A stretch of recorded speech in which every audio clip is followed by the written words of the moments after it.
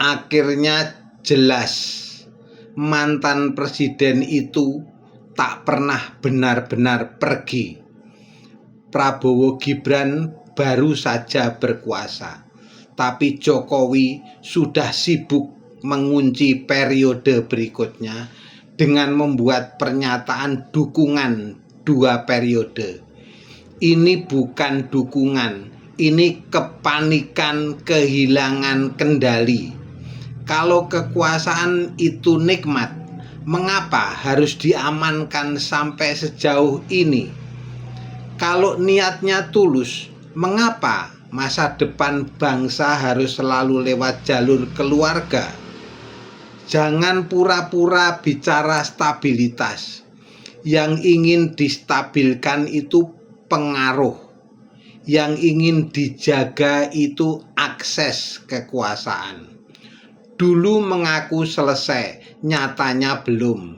Dulu mengaku pamit, nyatanya masih mengendalikan.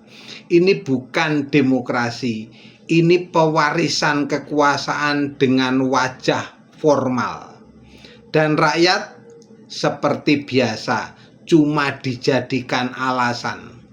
Ungkapan kepentingan nasional dipakai sebagai topeng untuk menutup ambisi yang rakus dan tak tahu batas. Seorang negarawan tahu kapan berhenti.